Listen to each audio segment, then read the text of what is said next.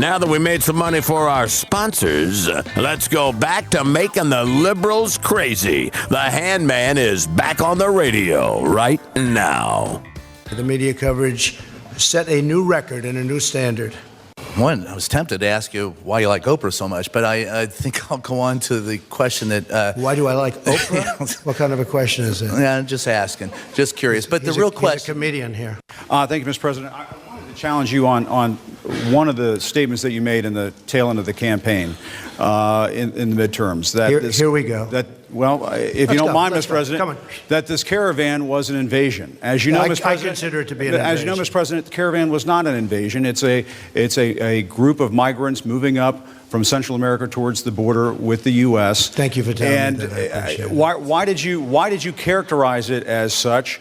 Because I consider it an invasion. You and I have a difference of opinion. Honestly, I think you should let me run the country. You run CNN. All right. And if you did it well, your ratings would be much better. If I may ask one other question, Mr. President, if I may ask one other question, are you worried? That's enough. That's enough. Mr. President, I was enough. going to ask one of the other folks. That's enough. Pardon me, ma'am. Mr. President, that's enough. Mr. President, I had one other question, if I may ask. I'll tell you what, CNN should be ashamed of itself having you working for them. You are a rude, terrible person. You shouldn't be working for CNN.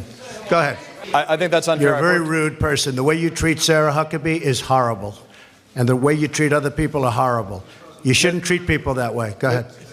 Go ahead, Peter, go ahead. In Jim's defense, I've traveled with him and watched him. He's a diligent reporter who busts his butt. Well, I'm not like a big fan of yours either, so I understand. To be honest. All right, that was part of the president's press conference yesterday. Some 90 minutes, 68 questions. The hostility in the room was beyond palpable. It's now reached a level of hatred, bias, almost psychosis in the case of many. You know, I keep saying that journalism in America, the way we knew it, is dead. It is gone. There's a pretense. They call themselves news channels. They don't like the fact that I say that I am a talk show host. I have many roles. I'm honest about my roles. Sometimes we do straight news. We just talk about whatever that news happens to be. God forbid a shooting like we saw earlier today. I cover that as a straight news story until we have more information. Other times we do investigative journalism. We've broken a lot of stories about Obama, his background, his radical ties that the rest of the media ignored. We also broke stories about the deep state, the abuse of power, the corruption at the highest levels of the DOJ and the FBI. Those stories were broken. A lot of times I give very strong opinion. I don't hide my conservatism. I don't hide that I support the president and really want him to succeed. But these guys claim that they're journalists. They claim they work for news organizations. But it's now become every second, every minute, every hour of every day. It's just a palpable, outright hatred, contempt of Trump, married to and coupled with an agenda that is all things Democrats. Anyway, Bill O'Reilly joins us. Now I think his fourth week, #1 with his brand new book that is out there. I've read it cover to cover. It's part of his Killing series. And Bill O'Reilly, congratulations. What is it, 4 weeks now, #1? Yeah, Killing the SS is, befuddling them at the New York Times. It'll be #1 on Sunday again. And I appreciate all your help getting the word out about the book, Sean. Very nice of you to do it. I'm going to tell you what I really liked about the book, and then we can go back to my question in a minute. I really firmly believe that most Americans, the overwhelming majority of Americans, are just good people. And these are people that work hard, play by the rules, pay their taxes, raise their kids, obey the laws.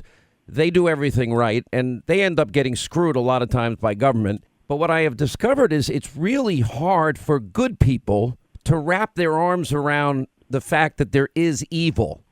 You know, the former Soviet Union under Stalin, evil.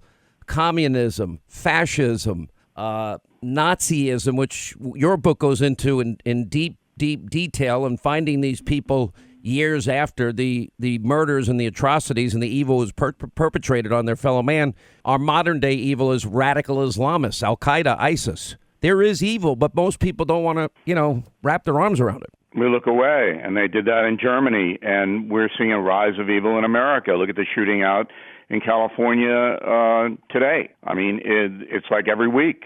and this is evil. And if you kill somebody like that, you're evil. You're right. Yeah, I mean, and so there's the old cliche: if you see something, say something. And that's how everybody can fight evil. You see evil, find somebody to tell, whether it's the authorities, whether it's somebody's parents, what it may be. Don't turn away from evil, as the Germans did with the SS in 75 years ago. Yeah. Before I get into the issues of the press, and you spent a big portion of your career working in the media, I look at the history. When Bill Clinton had his first midterm election, he lost 8 Senate seats and he lost 52 House seats. Barack Obama lost 6 Senate seats and 63 House seats.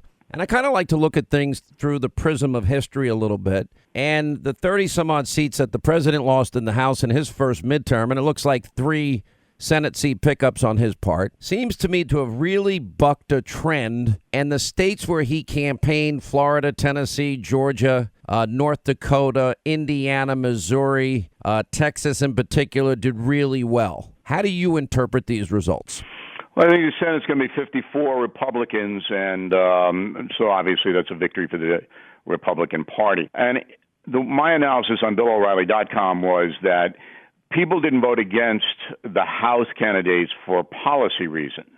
So the economy's good, strong, everybody knows it. Foreign policy, pretty robust. You don't hear about ISIS anymore. That's a huge victory that I think Mr. Trump should tout a little bit more than he does. Because on policy basis, both Obama and Clinton had big problems in their first terms. Trump been pretty successful in policy. He's been pretty successful. So if he can moderate his personal agenda a little bit, then he'll be a stronger candidate 2 years from now. So, look, there have been a lot of people. Everyone seems to think, well, Hannity, you have so much influence with the president. And if I did, well, way early in the campaign when he was running, I said at one point, this was during the primaries, I said, you need to stop tweeting.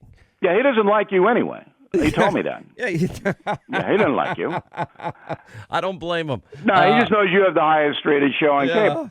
When I had the highest rated show on cable, he liked me. No, he doesn't like me. By the way, I want to bring you back. It's a lot easier being number 2, O'Reilly. I just want you to know that. Listen, I know. I mean, I'm watching what's happening to you and the other successful Fox News people. And look, but that happened to me, as you know, for 15 years.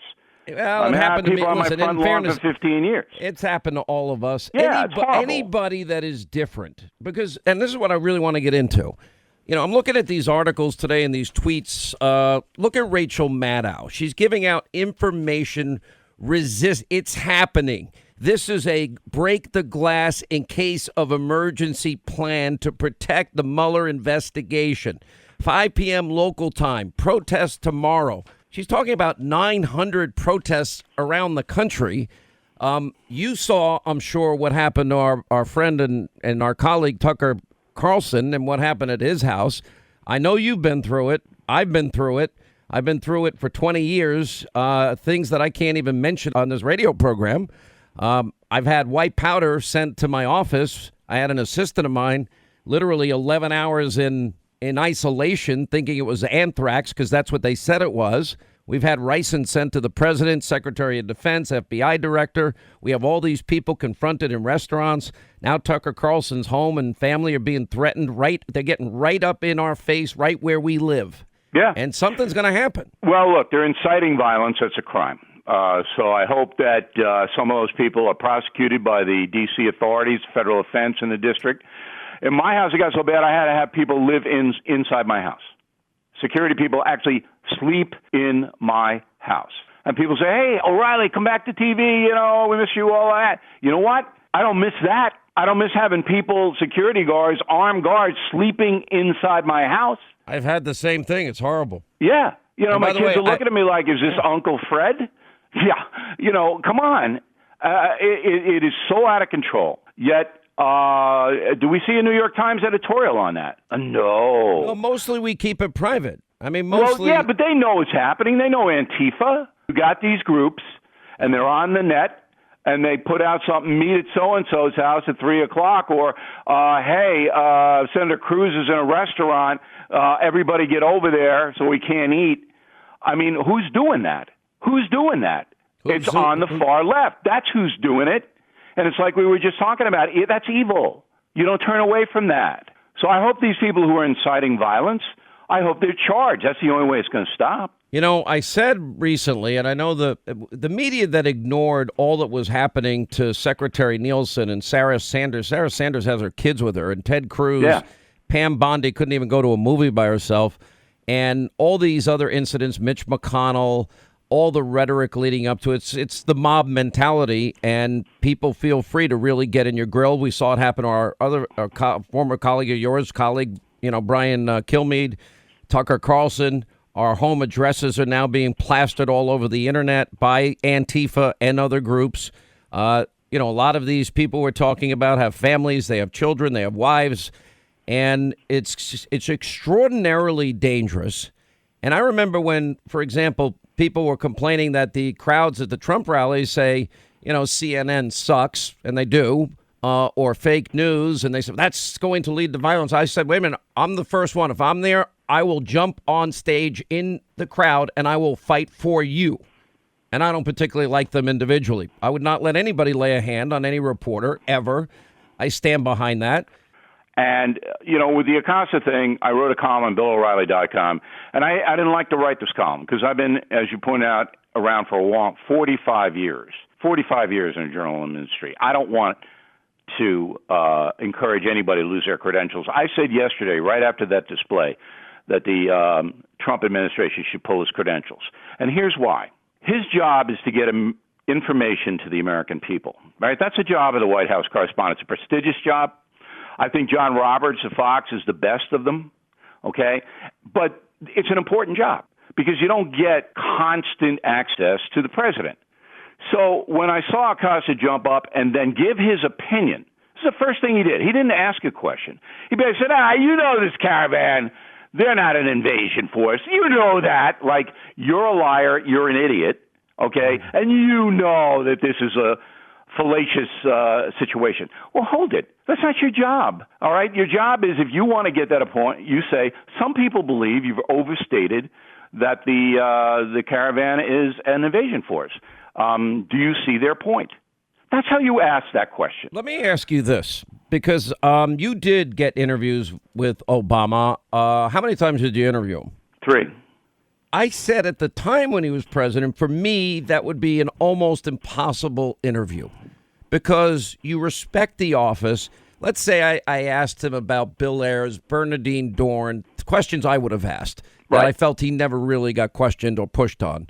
Or I asked him more about Reverend Wright, or if he ever met Farrakhan. It turns out there's a picture 8 years later. It was hidden from everybody. I would not have the luxury of really being rude to the president because I respect the office. It's the hardest. And you could have asked those questions, and you would have. But that would be. You would have in a way that was certainly appropriate. Look, when I interviewed 5 presidents.